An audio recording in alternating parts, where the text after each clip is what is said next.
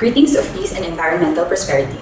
It's an honor to stand here and deliver this presentation entitled Community-Based Forest Management Towards the Achievement of Social Equity, the case of Yiseda and AMPCO in Maasin City, Southern Leyte.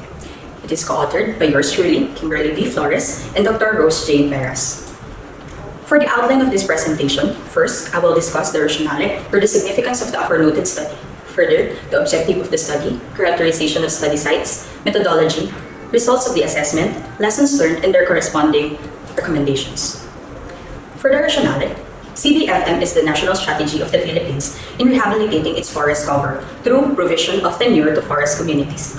One of the objectives of the program is to facilitate the equitable sharing and distribution of benefits and costs and responsibilities among its stakeholders. However, gaps and challenges are still evident as social equity issues like poverty, livelihood and sustainability, and limited participation in decision-making lingered. Hence, the causality of such challenges must be determined in order to formulate appropriate solutions. And hopefully, the results will contribute to the improvement of Cbfm policy and program implementation. As such, the main objective of the study is to assess if Cbfm implementation aids the achievement of social equity among its participating community. Now, before we go to the specifics of the methodology, let me first introduce to you the two study sites. Two people's organizations were subjected during the conduct of this assessment: Anahaw Movement for Productive Community, or AMPCO, and Young Innovators for Social and Environmental Development Association, or Yiseda.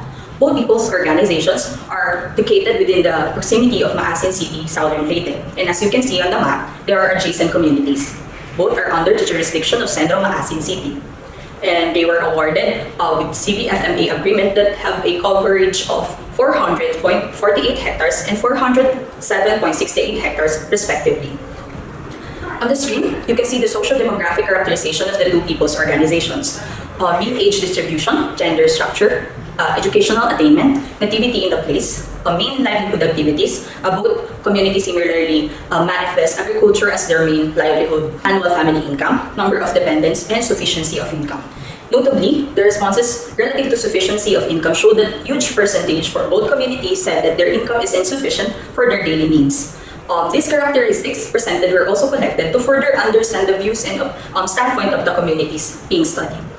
For the methodology, data collection methods, namely key informant interview, structured questionnaire, and community immersion, were simultaneously conducted in line with the objectives of the study.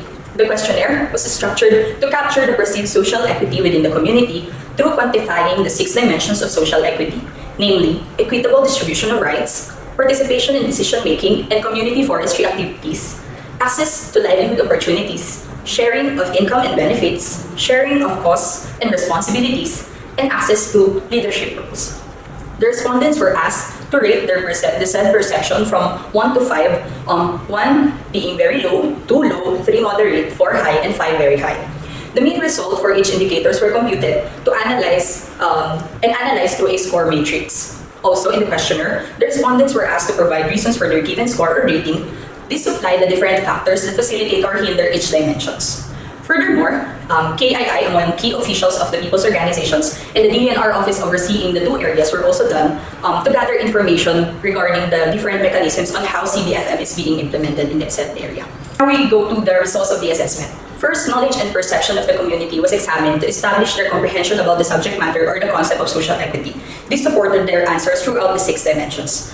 As seen in the left graph, most of the respondents became familiar with the concept of equity due to their membership to their respective people's organizations and through the meetings they have attended, both within their organization and the meetings or trainings given by the DENR. However, their level of knowledge about equity is only at a moderate level. They said that they are familiar with the main premise, which is the fair distribution and sharing of the resources around them among their community, but have no deeper knowledge on its technicalities. It can be observed that the comparative perception of the POs, as can be seen on the table at the right side of the presentation, that when it comes to the importance of equity to AMPCO, their moderate grade was attributed to the fact that equitable sharing of resources is already felt among their community. On the other hand, Yiseda had exhibited otherwise. Let me share the results of the assessment or the measurement of the 6 social equity dimensions. I will just give some highlights per indicator. For the distribution of rights among members, both community expressed moderate perceived land ownership security, as they are aware that the land tenure they are holding is not a private claim. Instead, they know that after the tenure duration, their Cbfm may or may not be renewed after appropriate evaluation. When it comes to right to utilize the resources they're at, generally, both communities responded that they can utilize the said resources. For example, they can extract firewood, they could use the land for their agricultural crop utilization, and it provides them their water supply. However, this utilization was only limited. The respondents said that for some, there's no one hindering them as long as they utilize what is within their boundary. However, for some, they said that the organization tend to overregulate the utilization of resources within their vicinity.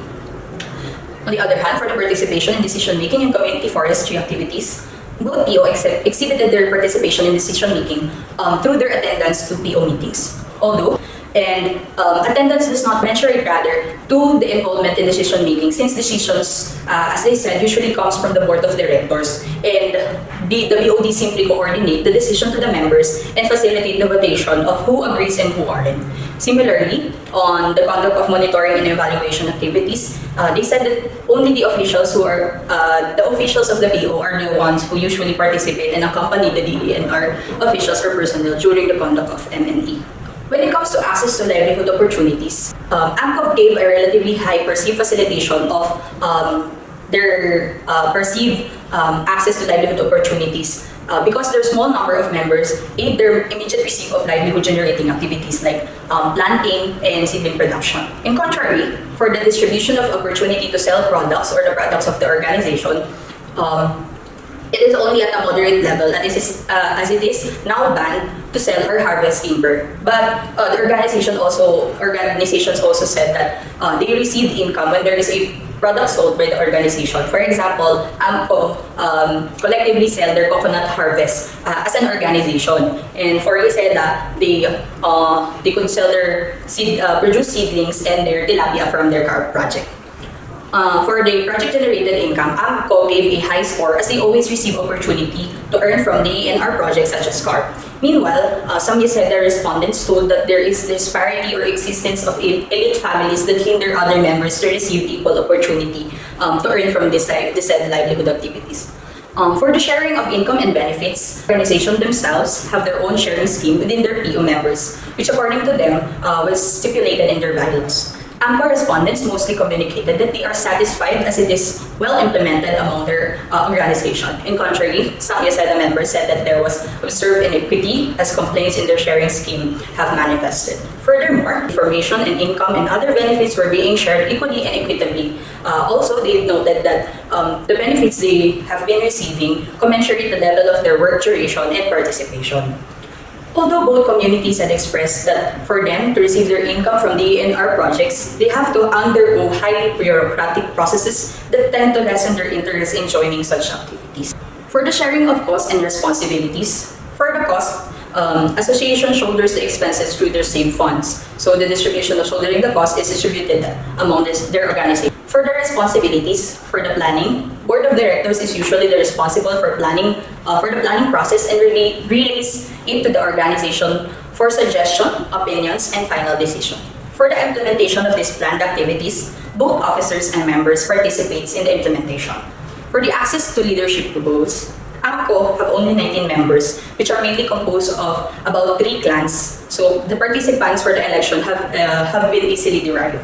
While Yiseda, they have more than 100 members, but they noted that only the 44 original members are the one who are only allowed to vote in light of an election. 47% of the respondents from AMPCO said that their perceived chance of being nominated and elected as one of the PO officers is high. According to them, there is no existence of discrimination and limitation as to who are allowed to be a leader. In contrary, not all of them wants to become a leader or play a leadership role. On the other hand, Yiseda had higher percentage of respondents that gave high grade on their perceived chance to be elected as one of the officers on their association. For comparative analysis of all the 6 dimensions between AMPCO and Yiseda, you can see that the final or the overall score for AMPCO is 3.65 and relatively higher than Yiseda, which is 3.40.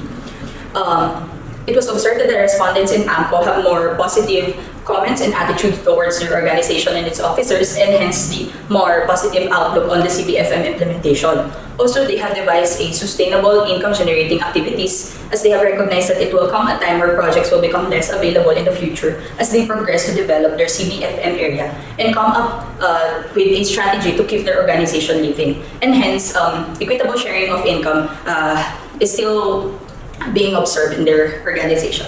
Meanwhile, Yiseda had exhibited some of its respondents to have bitter outlook of the association they are in, which they characterized as not good as before when it was established. Another reason that can explain their difference is the soundness of members' relationship with each other, as Yiseda was described to have a faction or division among the totality of its members, while AMPCO, on the other hand, was dominated by mostly few families, and hence relationship between them are more negotiable as they are related to each other.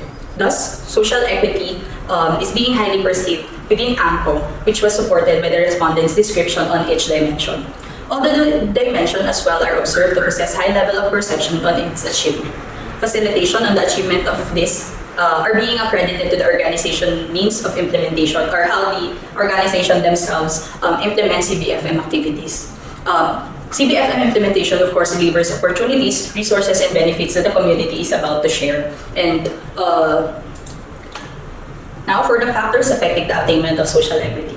According to some PO officers during the KII, the NR initiative, especially Cbfm program, really helped their community development, through the provision of projects, tenure land, and community development training. Also, they said that they are experiencing close relationship with Senior Maasin City, the office that monitors their community development. They told that extension officers and Cbfm coordinator regularly visit their community for update and monitoring of the implementation of projects. This gave them an opportunity to communicate their questions and current issues. Secondly, during the immersion and through the responses of both community, it was observed that the differences in the interests and attitude of each member affects their acceptability of the program and hence their participation. Those members of the community that are not affiliated with the people's organization tend to attain lesser benefits such as livelihood generation and access to utilize the resources around them. Inter-organizational relationship dynamics also affects the facilitation of equitable sharing of benefits among PO members, evidently from the result of the assessment, wherein disparity and conflicts among members exist. Present strategies relative to the management of Cbfm project activities somehow limit the community in performing only the specific targets downloaded to them. Of course, income and benefits may be generated from this, however, sustainability of the introduced livelihood has yet to be realized. Thus, it is also observed that the capacity and resource availability of the PO affect their capability to become a self-sustaining people's organization and or community. Lastly, as highlighted in the results of the assessment, manifestation of effective sharing scheme within an organization plays a big role in developing good relationship between the members as it prevents discrimination. Moreover, it is a tool wherein income, benefits, and the like shall be distributed. For the lessons learned, both communities exhibited awareness on the concept of social equity or equity, but have shown different perception on its meaning and different level of perceived manifestation of equitable sharing of resources and benefits. Cbfm implementation or Cbfm's facilitation towards achieving social equity as can be seen throughout the 6-dimensional score matrix is generally rated as moderate to high. There were situational differences between AMPCO and Yiseda.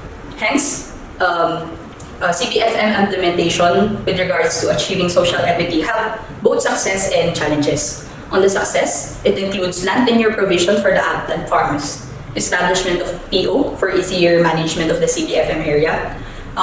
It achieved rehabilitation and restoration of the denuded forestry and within the two community, and hence ensures ecosystem services in the future. It also provides livelihood opportunities for both members and non-members of the POs. It built partnership between government and the community. And lastly, formulation of sharing scheme that facilitate the distribution of such income that can be generated.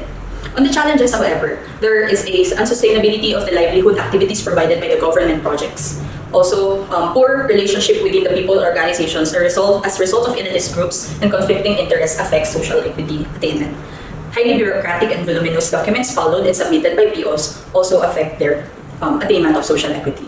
unstable policies and guidelines of Cbfm implementation, non-compliance of some members to the organizational bylaws, and minimal income received from the projects that does not suffice their everyday needs. And finally, upon the analysis of the results of the assessment, the recommendations of this study were as follows. We need to revisit the regulations under Cbfm, especially those highly bureaucratic mechanisms on its implementation, and we have to reevaluate how we will strategize Cbfm implementation in a way that we could capacitate more our organization in achieving this social equity. Also, provision of more sustainable livelihood for the community must manifest in order to secure or to alleviate really the communities participating Cbfm in terms of poverty alleviation. Improvement of the capacities of the PO in multiple aspects to increase the sustainability of their livelihood activities. It is important to empower them with different capacities, knowledge, and information and skills in order for them to become a self-sustaining organization.